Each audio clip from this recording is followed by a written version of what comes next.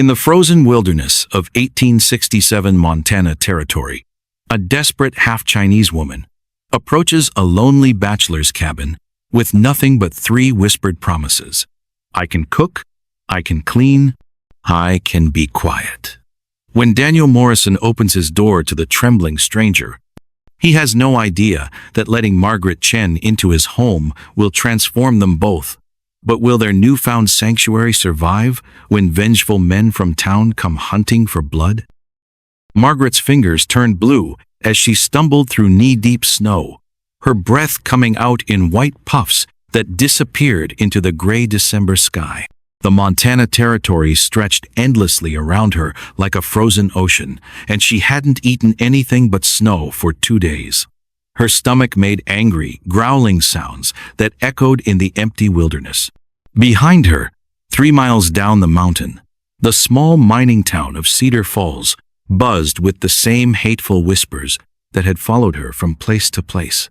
That Chinese girl, they called her, though her mother had been as Irish as spring rain. Unnatural, they said, doesn't belong here. The hotel owner's wife had thrown Margaret's few belongings into the street that morning, screaming about how her kind made decent folks uncomfortable. The wind bit at her face like angry teeth, and Margaret pulled her thin coat tighter. It didn't help much. The coat had belonged to her mother, and it was falling apart at the seams. Everything Margaret owned was falling apart. Her shoes, her hope, her belief that somewhere in this vast country, someone might see her as more than just different. Ahead, smoke rose from a cabin chimney, like a gray ribbon pointing toward heaven. Margaret's heart jumped. Smoke meant fire. Fire meant warmth. Warmth meant someone lived there. Someone who might need help with cooking or cleaning. Someone who might let her stay alive another day. She practiced her words as she walked. The same words she'd used at every door for the past month. I can cook, sir. I can clean. I can be quiet.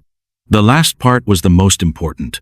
Everyone wanted her to be quiet, to take up as little space as possible, to pretend she barely existed. The cabin grew larger as she approached, and Margaret could see it was built strong, from thick logs that would keep out the worst of winter's bite. A single horse stood in a small shelter beside the house, its breath steaming in the cold air.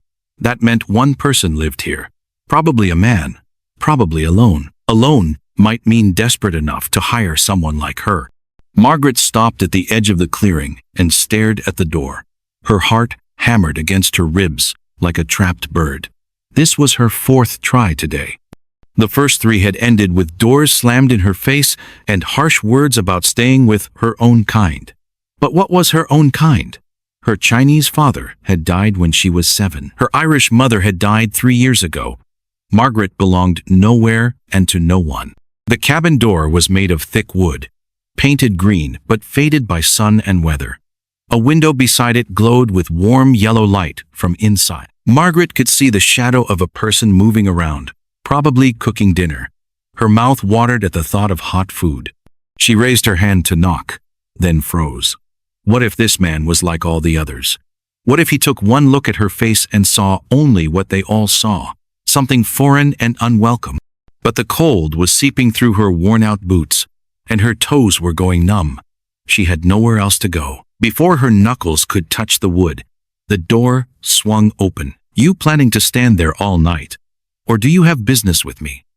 Margaret jumped backward, her heart leaping into her throat. The man in the doorway was tall and broad-shouldered, with dark hair that had streaks of silver, even though he didn't look much older than 35. His eyes were the color of storm clouds, and they studied her with curiosity rather than anger. I'm sorry, sir. I didn't mean to bother you. Margaret's words tumbled out fast and nervous. I was wondering if you might need help with your house. I can cook good meals, keep things clean, mend clothes that are torn. She took a deep breath. And I can be very quiet. The man leaned against the doorframe, still looking at her with those gray eyes. You running from something? The question hit Margaret like a slap. She wasn't running from anything, she was running to something. To work, to a warm place to sleep, to the chance to prove she was worth more than people thought. No, sir.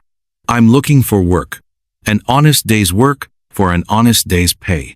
She lifted her chin, trying to look braver than she felt. I don't cause trouble, and I don't ask for much. The man stepped back from the doorway, and warm air rushed out to wrap around Margaret like a hug. Name's Daniel Morrison. This is my place. He gestured toward the inside of the cabin. You got a name? Margaret Chen. She watched his face carefully, waiting for his expression to change when he heard her last name. Most people's faces got tight and unfriendly when they realized she was part Chinese. Daniel nodded once. Chinese. Half, Margaret said quickly. My mother was Irish, green eyes and red hair, born in County Cork. She always mentioned her mother when people figured out her heritage. Sometimes it helped, sometimes it didn't.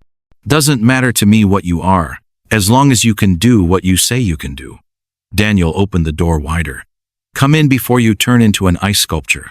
We can talk about work by the fire. Margaret's legs almost gave out with relief. He was letting her inside. He was willing to talk about work. Maybe, just maybe, this time would be different. As she stepped over the threshold, she felt something shift in her chest.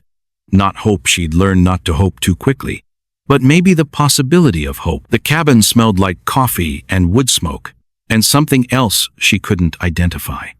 Something that felt like safety. Behind her, the wind picked up and rattled the windows, reminding her of the cold world outside. But for the first time in weeks, Margaret was warm. The inside of Daniel Morrison's cabin surprised Margaret in ways both good and concerning. The main room was larger than it had looked from outside, with a stone fireplace that threw dancing light across furniture that was clearly made by skilled hands. Bookshelves lined one wall from floor to ceiling, filled with more books than Margaret had ever seen in one place. But everything was covered in dust, and the whole place had the feel of a house where no woman had lived for a very long time. Sit down, Daniel said, pointing to a chair near the fire. You look like you're about to fall over. Margaret perched on the edge of the seat, her hands folded tight in her lap. The warmth from the fire felt like heaven on her frozen face, but she didn't let herself relax. Not yet. Too many times she'd thought she was safe, only to be thrown out when people changed their minds. Daniel walked to the kitchen area, which was really just one corner of the big room. Margaret could see why he might need help. Dirty dishes were piled in a wash basin. A coffee pot sat on the stove with what looked like yesterday's coffee still in it. Clothes hung on pegs near the door, clean but wrinkled from being folded wrong. Coffee? Daniel asked, holding up a tin cup. Yes, please. Margaret's voice came out, as barely more than a whisper. The coffee was strong and bitter, but it was hot and wet, and that was enough. So tell me about this work arrangement you're thinking about, Daniel said, settling into the chair across from her. What exactly are you offering to do? Margaret had given this speech so many times, she could say it in her sleep. I'll cook 3 meals a day, keep your house clean and organized, wash and mend your clothes, tend your garden in spring and summer, preserve food for winter, and handle any other household tasks you need done. I work hard, I don't complain, and I don't get in the way. And what do you want in return? A place to sleep, meals to eat, and whatever wages you think are fair. Margaret paused, then added, I'm not asking for much, just enough to get by. Daniel was quiet for a moment, looking at her over his coffee cup. You married? No, sir. Got family somewhere? None living. The words still hurt to say, even though her mother had been dead for 3 years now.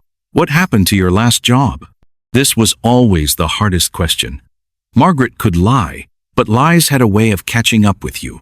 She decided to tell the truth and see what happened. The hotel owner's wife decided my appearance made her guests uncomfortable. Before that, the merchant's family said the same thing. And before that, she shrugged, letting the gesture finish the sentence. Daniel got up and walked to the window. Outside, snow was falling harder now, and the wind was making the trees bend and sway. This isn't an easy life up here, he said without turning around. Winters are long and brutal. The nearest neighbors are 5 miles down the mountain, and sometimes we don't see another soul for weeks. You sure you can handle being this isolated? I prefer quiet, Margaret said honestly. Crowds make me nervous. Daniel turned back to her, and something in his face had softened. I'll make you a deal. We'll try this arrangement for 1 week. If it works for both of us, we'll make it permanent. Fair wages, decent room, and respect for your privacy. But I have one condition. Margaret's stomach clenched. There was always a condition, and it was usually something that made her want to run. What's that, sir? Whatever brought you up this mountain. Whatever you're running from or toward, that's your business. I won't ask questions you don't want to answer. But while you're under my roof, you're safe. Nobody comes looking for trouble here without getting more than they bargained for. The unexpected kindness in his words made Margaret's throat feel tight. When was the last time someone had offered to protect her, instead of asking what she could do for them? Thank you, sir. She could barely get the words out. Don't thank me yet, Daniel said, with a slight smile that transformed his whole face. Wait until you see the state of this place in daylight. You might change your mind about staying. But Margaret was already looking around the cabin with new eyes, seeing not the dust and disorder, but the possibilities. The beautiful wooden furniture that just needed polish. The books that could be organized and cared for. The kitchen that could be turned into a place where wonderful meals were born. The whole house that could become warm and welcoming instead of just functional. Where would I sleep? She asked. There's a small room off the kitchen. It's got a bed, a chest for your clothes, and a window that looks out toward the mountains. It's not fancy, but it's private and warm. It sounds perfect. And it did. Margaret couldn't remember the last time she'd had her own room, her own space, where she could close the door and just exist without worrying about taking up too much room in the world.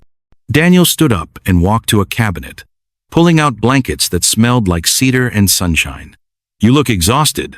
Why don't you get some rest? Tomorrow we can figure out how this is going to work. As Margaret followed him to the small room that might become hers, she caught sight of her reflection in the dark window.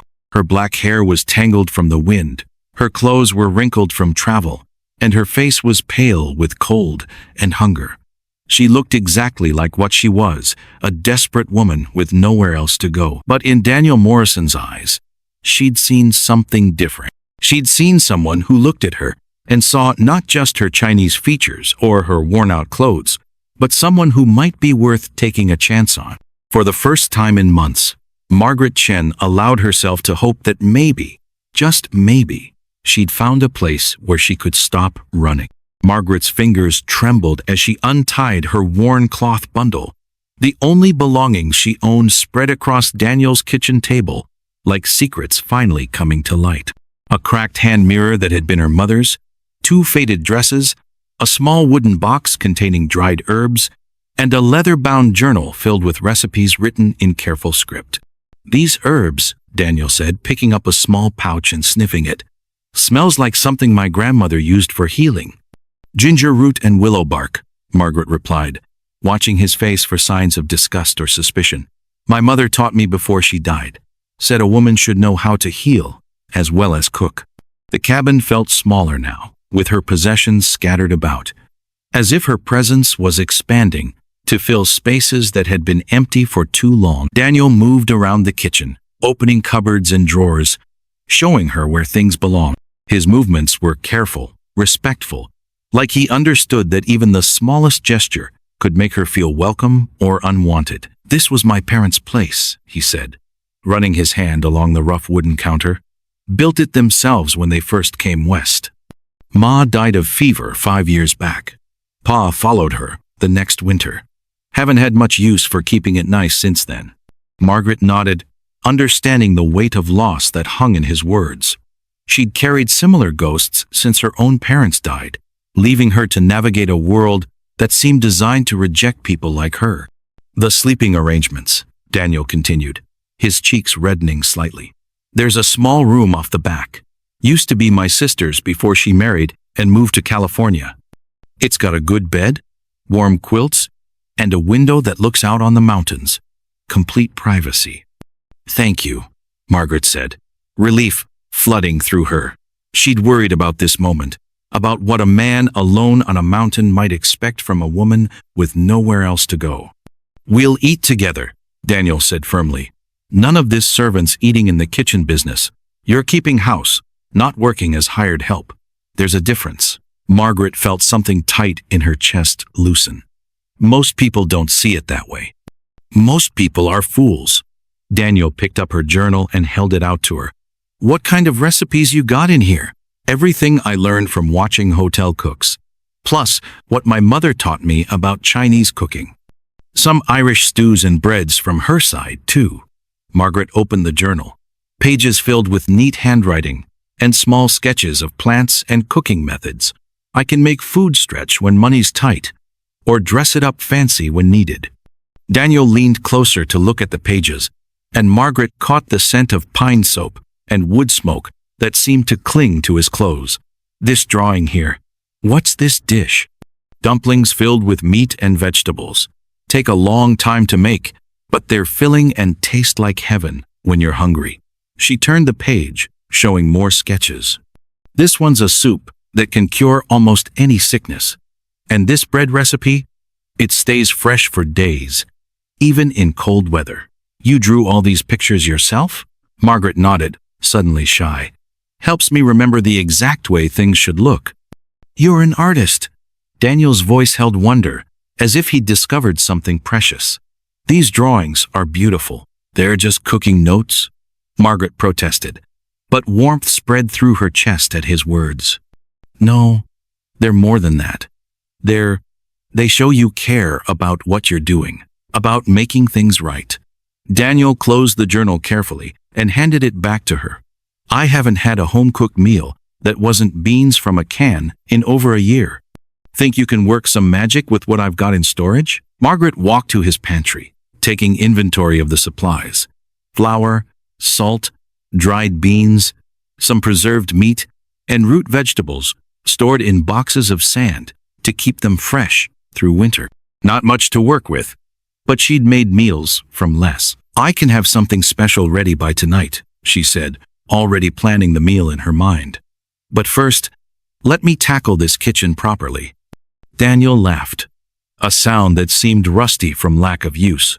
"It's pretty rough, isn't it? I've seen worse." Margaret rolled up her sleeves, revealing arms that were thin but strong from years of hard work. "But it's got good bones. Just needs someone to love it back to life." As she began organizing the kitchen, Daniel settled at the table with a cup of coffee, watching her work. She moved with quiet efficiency, washing dishes that hadn't been properly cleaned in months, scrubbing surfaces until they gleamed, arranging items where they'd be most useful. "You don't have to watch me work," Margaret said, glancing over her shoulder. "I'm not watching you work. I'm watching my kitchen come alive again." Daniel's voice was soft, thoughtful. "Feels like the house is waking up after a long sleep." Margaret paused in her scrubbing, struck by the poetry in his words. "You talk like someone who reads books." "Guilty as charged. Ma made sure I learned my letters. Said education was the one thing nobody could take away from you." Daniel gestured toward the shelves of books. "Those are my treasures. Poetry, history, stories from all over the world. You're welcome to read any of them." "I can read," Margaret said quietly. "Both English and some Chinese characters my father taught me. But I've never owned a book of my own." "Well, now you've got access to a whole library." Daniel stood and pulled a slim volume from the shelf. "This one's about a woman who disguises herself as a man to fight in a war. Thought you might like it. She's got your kind of courage." Margaret accepted the book with careful hands, running her fingers over the cover. "You think I'm brave? Walking up to a stranger's cabin in a snowstorm, asking for work when you could have just kept walking? That's not just brave. That's the kind of strength most people never find." Daniel met her eyes. "Don't let anyone tell you different." The afternoon passed quickly as Margaret transformed the kitchen, and with it, the entire feeling of the cabin.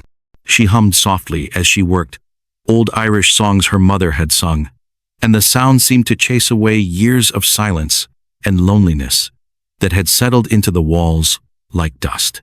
When evening came, The smell of fresh bread and rabbit stew filled the air, rich and warming.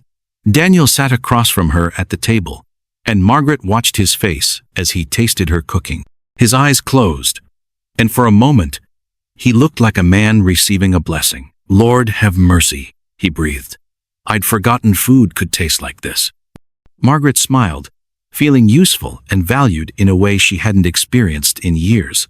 "Tomorrow I'll make those dumplings, if you can spare some of that preserved meat." "You can have anything in this house," Daniel said, and Margaret believed he meant it.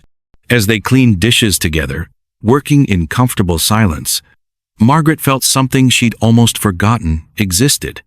Hope. Not the desperate hope of survival, but the warm hope of belonging somewhere, of being wanted for who she was, rather than tolerated for what she could provide. Outside, snow continued to fall, but inside the cabin, two lonely people were discovering that sometimes family isn't about blood. Sometimes it's about choice and the courage to open your door when someone needs shelter from the storm. The first test came 3 days later when Margaret discovered Daniel burning with fever, his forehead hot enough to fry an egg, and his whole body shaking like a leaf in a windstorm. She'd awakened before dawn to start breakfast, only to find his bed empty, and Daniel collapsed on the kitchen floor, mumbling words that made no sense. "Daniel!" She dropped to her knees beside him, pressing her palm against his burning skin. His eyes were open but unfocused, looking right through her like she was made of glass. "Can you hear me?" He tried to speak but only managed a harsh whisper about wolves at the door and his mother calling his name. Margaret had seen fever sickness before. It could steal a person's mind for days, and sometimes they never found their way back. Working quickly, she dragged him to his bed, surprised by her own strength, when fear gave her power she didn't know she possessed. His body felt like a furnace, burning up from the inside, and she knew she had precious little time to bring the fever down before it cooked his brain like meat in a pot. "Stay with me, Daniel Morrison," she commanded, her voice firm despite the terror clawing at her chest. "You don't get to die on my watch." Margaret flew into action, grinding willow bark into powder, while water heated on the stove. Her mother's voice echoed in her memory, teaching her the old ways of healing that doctors in their fancy suits often ignored. Fever was fire, and fire needed water to quench it. But not just any water, medicine water, blessed with the right herbs and prepared with careful hands. She stripped him to his underclothes, ignoring the red flush that crept up her neck at seeing a man so undressed. Modesty was a luxury she couldn't afford when someone's life hung in the balance. Using cool cloths, she bathed his burning skin, changing the rags as fast as they heated up against his fever. "Drink this," she whispered, lifting his head to press a cup of willow bark tea against his lips. Most of it ran down his chin, but she persisted, getting small sips into him, between his confused mumblings about winter storms and lost cattle. Hour after hour, Margaret fought the fever like a warrior battling an invisible enemy. She spooned broth into his mouth, changed his sweaty bedding, and kept cool cloths on his forehead while he thrashed and muttered. Her back ached from bending over him. Her hands were raw from wringing out cloths in cold water, but she never left his side. "Please don't die," she whispered, during the long hours when his breathing grew shallow and his skin burned even hotter. "I finally found a place where I belong. Don't make me lose it now." By the second night, exhaustion weighed on Margaret like a heavy coat she couldn't remove. She dozed in the chair beside his bed, startling awake every time he groaned or moved. During one of these moments, she found his fever-bright eyes, looking at her with something that might have been recognition. "Angel," he whispered, his voice like sandpaper on wood. "Just Margaret," she replied, offering him more tea. "The stubborn woman who won't let you die." "Why?" The word came out cracked and barely audible. "Because someone finally saw me as worth protecting," Margaret said, smoothing the damp hair back from his forehead. "Seems only fair I return the favor." The fever broke on the third morning, like a storm cloud finally releasing its rain. Margaret awoke to find Daniel's skin cool and dry, his breathing deep and natural. She pressed her hand against his forehead and nearly cried with relief at the normal temperature she found there. "Margaret?" His voice was weak but clear. His eyes focused on her face with perfect awareness. "Right here." She helped him sit up, supporting his weight as he swayed with weakness. "How do you feel?" "Like I've been trampled by a herd of wild horses."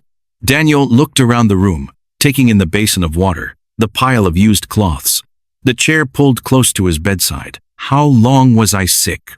3 days. You had a fever that could have melted snow." Margaret busied herself straightening the room, suddenly shy now that the crisis had passed. "I wasn't sure you were going to make it." Daniel was quiet for a long moment, watching her fold clean cloths with precise movements. "You could have left. Where would I go? There's 3 feet of snow outside, and the nearest town is miles away." "That's not why you stayed." His voice held certainty that made her hand still on the fabric she was folding. Margaret turned to face him, seeing something in his expression that made her heart beat faster. "No, that's not why I stayed." "Why then?" "Because." She searched for words that could explain the feeling that had driven her to fight so hard for his life. "Because in 3 days, you showed me more kindness than most people show in a lifetime.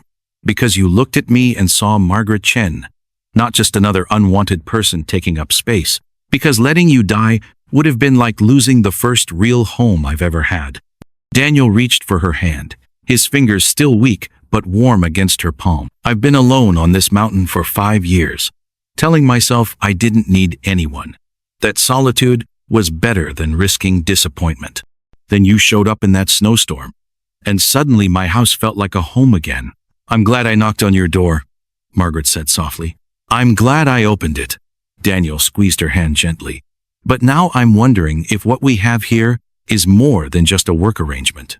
Before Margaret could answer, the sound of horses approaching made them both freeze. Through the window, she could see riders coming up the mountain trail, their faces hard with purpose that didn't look friendly. "Trouble," Daniel said, struggling to sit up straighter.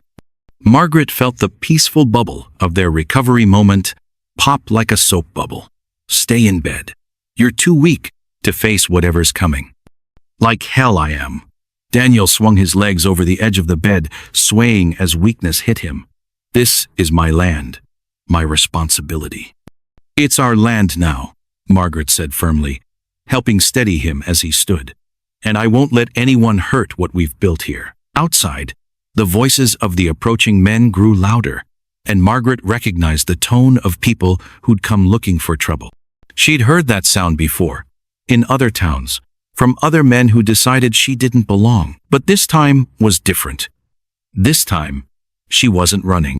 The crack of breaking twigs snapped Margaret awake before dawn. 4 dark shapes moved through the gray morning mist, like wolves hunting prey. Her heart jumped into her throat as she pressed herself against the cold kitchen window, watching the strangers ride closer to their peaceful cabin. "Daniel," she whispered, her voice shaking like autumn leaves. "Someone's coming." He rolled out of bed faster than lightning, grabbing his rifle from above the fireplace. The weapon gleamed in the dim light as he checked it carefully. "Stay hidden," he said, his voice hard as mountain stone. "No matter what happens, don't show yourself." The lead rider looked mean and dirty, with a beard that hung like old rope and clothes covered in mud. His name was Jake Hollister, and everyone in town knew he caused trouble wherever he went. Behind him rode 3 other men, all looking hungry for a fight. "Morrison!" Hollister shouted from his horse, his voice carrying across the snow like a threat. "We know you got yourself a visitor up here." Daniel stepped onto the wooden porch, holding his rifle ready, but not pointing it yet. The morning air was so cold, it turned his breath into small white clouds. "My business stays my business, Jake," he called back. "What brings you all the way up my mountain?" Margaret crept closer to the window, her bare feet silent on the wooden floor. She could feel danger in the air, like the smell before a storm. These men hadn't ridden all this way just to talk. "Folks in town are mighty curious about your new helper," Hollister said, spitting tobacco juice into the clean white snow. Some say there's a Chinese girl hiding up here. Some say she stole things before she ran away. The words hit Margaret like a slap across the face. She had never stolen anything in her whole life, not even when she was starving and had no money for food. But she knew how easily lies could spread through a small town, especially about someone who looked different. "You heard wrong," Daniel replied, his voice steady as bedrock. "Nobody's hiding here. Just me and my housekeeper, who earns every penny I pay her." Hollister swung down from his horse, his boots hitting the ground with a heavy thud. His three friends followed, spreading out like they were getting ready for battle. "Well now, I think we should take a look for ourselves.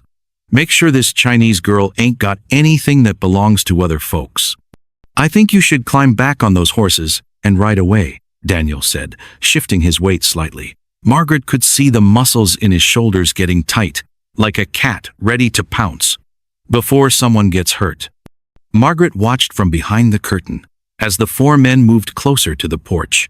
Daniel was brave and strong, but 4 against 1 wasn't fair odds. Her stomach twisted with fear, not for herself, but for the kind man who was protecting her. "You're helping a thief, Morrison," Hollister said, taking another step forward. "That makes you just as guilty as she is."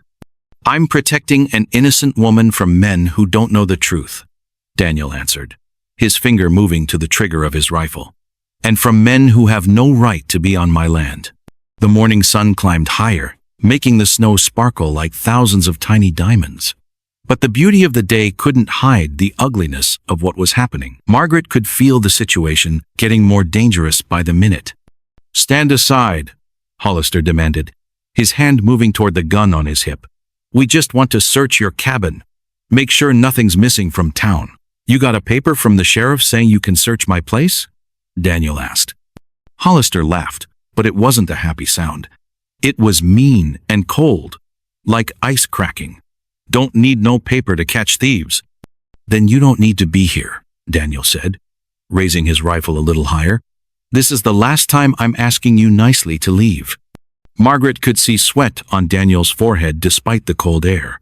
His hands stayed steady on the rifle, but she knew he was thinking about what would happen next. One man with one gun against 4 men who wanted trouble.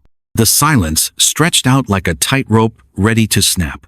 Margaret held her breath, knowing that in just a few seconds, someone was going to do something that couldn't be taken back. She had seen violence before, in the cities where she'd tried to find work. She knew how quickly talking could turn into fighting, and fighting could turn into something much worse. Hollister's hand moved closer to his gun. His friends spread out wider, trying to surround the porch.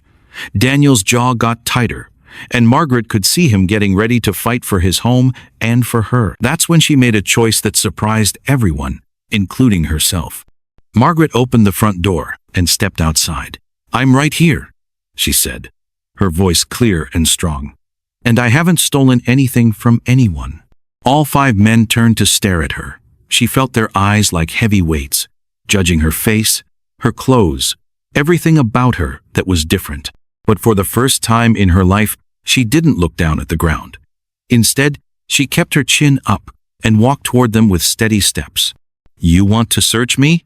You want to look through my things?"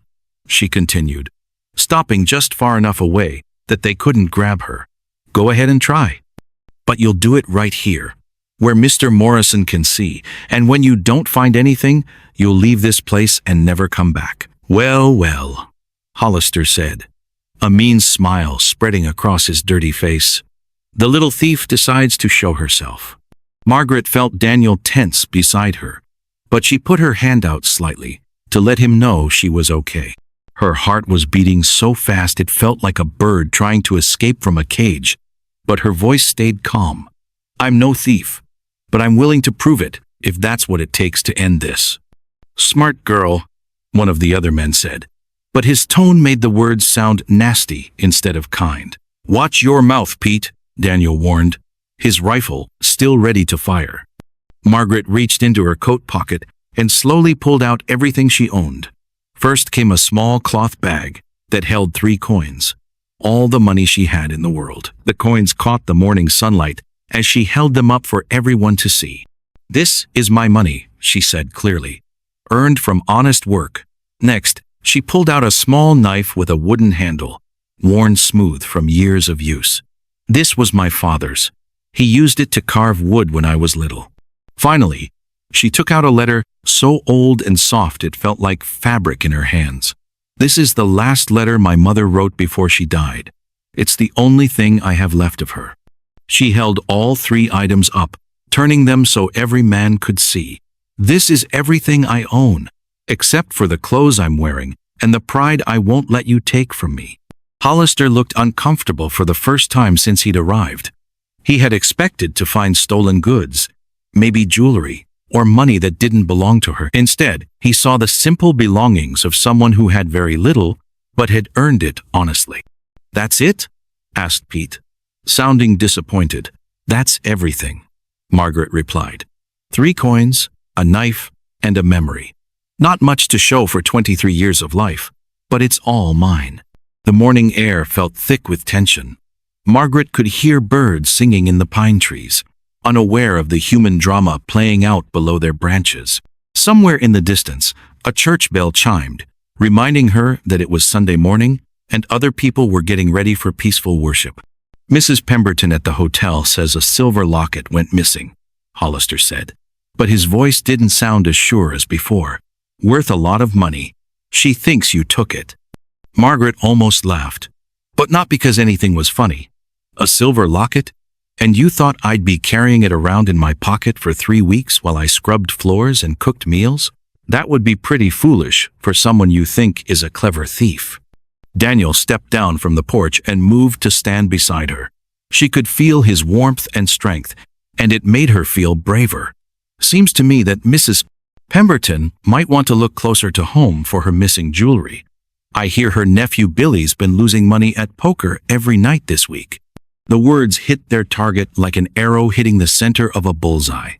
Margaret saw understanding flash across Pete's face, followed by embarrassment. Even Hollister looked like he was starting to doubt himself. "Billy Pemberton?" Pete said slowly. "That boy's been gambling away everything he can get his hands on. Lost his horse last Tuesday, and his watch the night before that." "Shut up, Pete," Hollister snapped. But his anger seemed forced now, like he was trying to hold on to something that was slipping away from him. Margaret saw her chance and took it. Mrs. Pemberton didn't want to believe her own nephew was a thief, so she blamed the outsider instead, the one who looked different and had no one to defend her. "That's enough," Daniel said quietly, but his words carried power. "You've seen everything Miss Chen owns. You've heard the truth about Billy Pemberton. Now it's time for you to leave my land." Hollister looked around at his friends, seeing doubt in their faces. The certainty that had brought them up the mountain was cracking like ice in spring. "This ain't over," he muttered, but he was already backing toward his horse. "Yes, it is," Daniel said, and Margaret heard steel in his voice. "If any of you set foot on my property again, if anyone in town spreads lies about Miss Chen, if she faces even one harsh word because of today." He didn't finish the threat, but the meaning was clear as mountain air. The 4 men climbed back onto their horses without saying another word.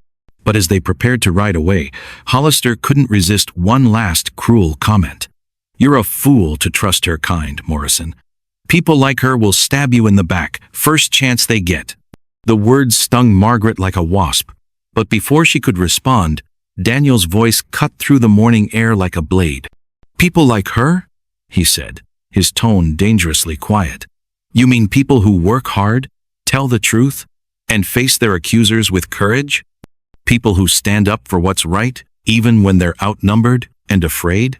If those are the kind of people Margaret Chen represents, then I'm proud to stand with her." Hollister's face turned red as a sunset, but he had no answer for Daniel's words. With a curse, he spurred his horse forward, and the 4 men rode away down the mountain trail, leaving tracks in the snow that would melt away with the next storm. Margaret and Daniel stood together in the sudden quiet, watching the riders disappear between the trees. The danger was over, but Margaret felt shaky now that the fear was leaving her body. Her hands trembled as she put her few belongings back in her pockets. "You didn't have to do that," she said softly. "Defend me like that.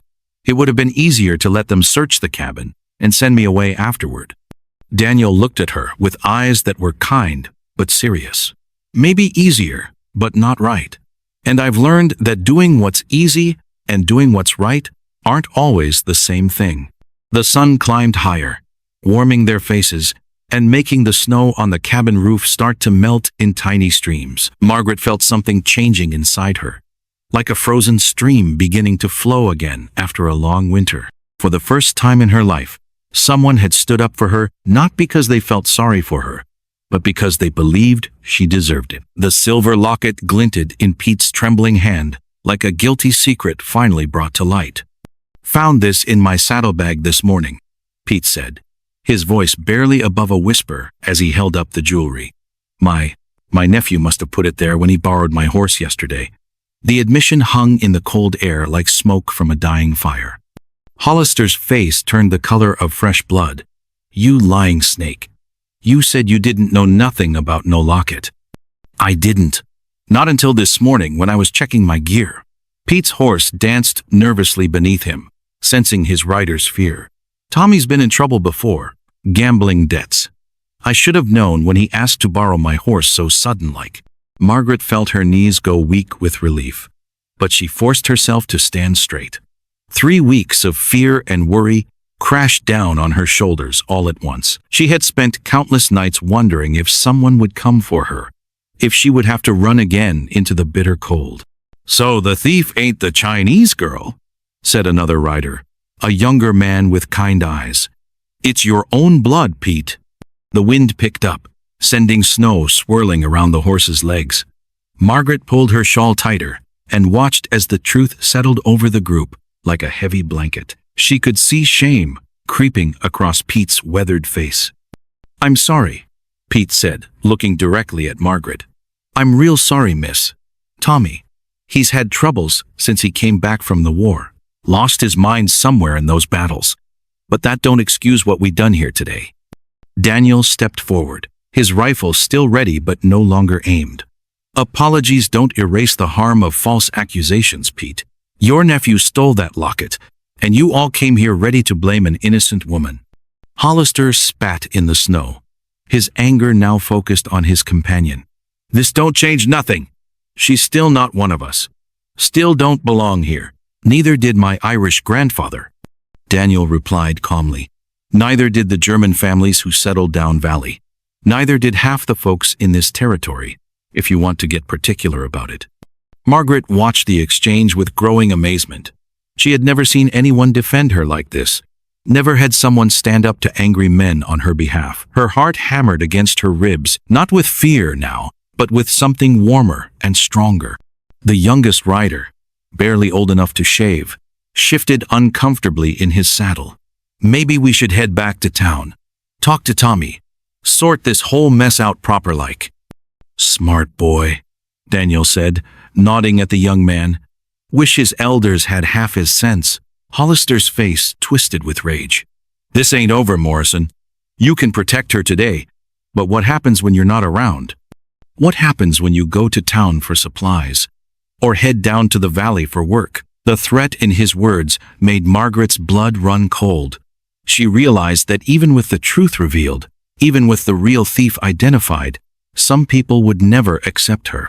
Some hearts were too closed, too full of hatred, to let in any light. "What happens," Daniel said quietly, "is that I'll make sure the whole territory knows what kind of men make threats against innocent women. And I'll make sure they know what happens to such men when they act on those threats." Pete cleared his throat nervously. "Jake, we should go. The girl didn't steal nothing. We got no business here." "Listen to Pete," the young rider added. "We done enough damage for one day." Hollister looked around at his companions, seeing his support crumbling like old wood in a fire. Finally, he jerked his horse's reins hard enough to make the animal toss its head. "This territory's changing," he snarled. "Used to be a place for real Americans." "It's changing for the better," Daniel replied. "Now get off my land before I decide to speed up that change." The riders turned their horses and began to move away, but Margaret could feel Hollister's hateful stare burning into her back. She knew this wouldn't be the end. Men like him didn't forget, and they didn't forgive. As the sound of hoofbeats faded down the mountain, Margaret felt her legs give out. She sank down onto the porch steps, suddenly exhausted. All the strength she had summoned to face the men drained away like water from a broken bucket. Daniel sat down beside her, setting his rifle against the cabin wall. "You did good out there," he said softly. "Took real courage to face them down like that." "I was terrified," Margaret admitted, her voice shaking. "Being scared don't mean you ain't brave. Sometimes it means the opposite." They sat in silence for a while, watching the snow fall. Margaret's mind was spinning with everything that had happened. The false accusation, the confrontation, the truth finally coming out. It all felt like a strange dream.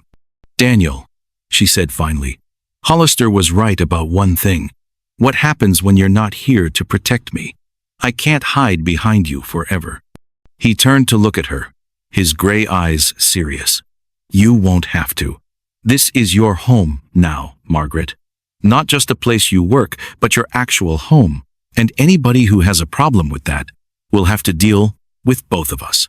The words sent a warm feeling through her chest, like drinking hot soup on a cold day. Home. She had almost forgotten what that word meant. But what if more trouble comes? What if Hollister brings others? Daniel was quiet for a long moment, thinking, "Then we'll face it together. But Margaret, I want you to learn to defend yourself too. Not just rely on me. A woman should know how to protect herself, especially out here." "You mean fighting?" "I mean shooting, riding, knowing the land well enough to disappear into it if you need to. This is wild country, and it don't care if you're a man or woman, white or Chinese or anything else. It only cares if you're strong enough to survive." Margaret nodded slowly. The idea frightened her, but it also excited her. She had spent her whole life trying to be small, quiet, invisible. Maybe it was time to learn to be something else. "Will you teach me?" "Starting tomorrow," Daniel promised. "But tonight, let's just be grateful we're both safe." As they walked back into the cabin, Margaret felt something shift inside her. The scared, desperate woman who had knocked on Daniel's door was still there, but she was changing, growing stronger, learning that she didn't have to face the world alone. 6 months later, Margaret could hit a tin can from 50 yards with Daniel's old pistol, and she no longer jumped at every sound in the forest. Spring had transformed the Montana Territory into a green paradise, with wildflowers blooming in meadows that had been buried under snow just weeks before. Margaret had learned to read the sky for weather, to track animals through the forest, and to find her way home even in the thickest fog. But more importantly, she had learned to read Daniel. She could tell by the set of his shoulders when he was worried about something. She knew he liked his coffee strong in the morning and weak in the evening. She had discovered that he read poetry when he couldn't sleep, and that he sometimes talked to his horses like they were people. And she had begun to suspect that his feelings for her had grown beyond simple friendship. The realization had crept up on her slowly, like sunrise creeping over the mountains. It started with little things. The way he looked at her when he thought she wasn't watching. How he always made sure she got the choice pieces of meat at dinner. The gentle way he corrected her when she was learning to shoot. "You're pulling the trigger too fast," he said one morning as they practiced behind the cabin. "Shooting ain't about being quick. It's about being calm." He stepped behind her, his hands covering hers on the pistol. Margaret's heart started beating so fast she was sure he could hear it. "Feel how I'm breathing?" he said quietly, his chest against her back. "Slow and steady. Let your body relax. The gun should feel like part of your hand." Margaret tried to focus on the target, but all she could think about was how warm Daniel felt behind her, how safe she felt in the circle of his arm. When she finally pulled the trigger, the shot went wild, missing the tin can by a foot. "I'm sorry," she said, stepping away quickly. "I can't concentrate." Daniel studied her face for a moment, and she saw something flicker in his eyes. "Maybe we should take a break." They walked back to the cabin in uncomfortable silence. Margaret's mind was racing. She had feelings for Daniel, deep, complicated feelings that scared her more than facing down Hollister and his men. But what if she was wrong about his feelings? What if she was just reading too much into his kindness? That evening, as they sat by the fire after dinner, Daniel seemed unusually quiet. He kept starting to say something, then stopping himself. Finally, Margaret couldn't stand it anymore. "Daniel, is something wrong?" He looked up from the book he'd been pretending to read. "Margaret, I need to ask you something, and I want you to answer honestly." Her heart started pounding again. "All right. Are you happy here? I mean, really happy? Not just safe and fed, but actually happy?" The question surprised her. "Of course I'm happy. Why would you ask that?" "Because I've been thinking." He set his book aside and leaned forward. "When you first came here, you were running from something, looking for work, for shelter. But you got your strength back now. You can take care of yourself. You could go anywhere, do anything." Margaret felt a cold fear creeping into her chest. "Are you asking me to leave?" "No." The word came out so fast and loud that it startled them both. "No, Margaret. That's not what I'm asking at all." He stood up and began pacing in front of the fireplace, running his hands through his hair. What I'm trying to ask is. He stopped pacing and looked at her directly. "I'm asking if you want to stay. Not because you have to. Not because you got nowhere else to go, but because you want to. Because this place, this life, because I matter to you." The words hung in the air between them like a bridge waiting to be crossed. Margaret felt her breath catch in her throat. This was the moment she had been both hoping for and dreading. "Daniel," she said softly, standing up to face him. "6 months ago, I came to your door with nothing. No money, no family, no hope. I thought my worth was measured by how useful I could be, how little trouble I could cause." He started to speak, but she held up her hand. "You changed all that. You didn't just give me work, you gave me dignity. You didn't just give me shelter, you gave me a home. And you didn't just save my life, you taught me that my life was worth saving." She stepped closer to him, close enough to see the hope and fear warring in his eyes. "So yes, I want to stay. Not because I have to, but because I can't imagine being anywhere else. Because somewhere along the way, taking care of your house became taking care of our home. And taking care of you became," she paused, gathering her courage, "became loving you." The smile that spread across Daniel's face was like watching the sun come up. "Margaret Chen," he said, reaching for her hands. "I have been half in love with you since the day you stepped out from behind those trees to face down 4 angry men. And I've been completely in love with you since the day I realized you weren't just brave, you were home." When he kissed her, Margaret felt something settle into place inside her chest, like the last piece of a puzzle finding its proper spot. She had spent her whole life being told she didn't belong anywhere. But here, in Daniel's arms, in their cabin, on their mountain, she finally understood what belonging felt like. Outside, the spring wind whispered through the pine trees, carrying the scent of wildflowers and the promise of summer.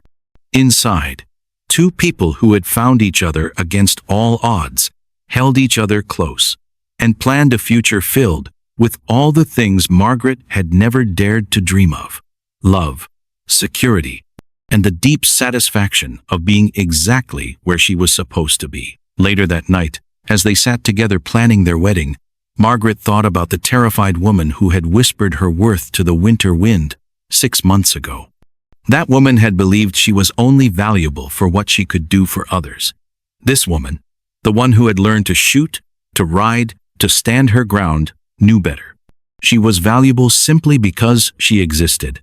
She deserved love, respect, and happiness not because she had earned them, but because she was human. And she deserved to take up space in the world. Not just the small, quiet corners she had always hidden in, but the wide, beautiful spaces where people built lives and loved each other, and created something meaningful together. The girl who had whispered, "I can cook, I can clean, I can be quiet," had found a man who opened not just his door, but his heart. And in doing so, she had discovered that her true worth wasn't in making herself small. It was in allowing herself to grow into all the magnificent things she was meant to be.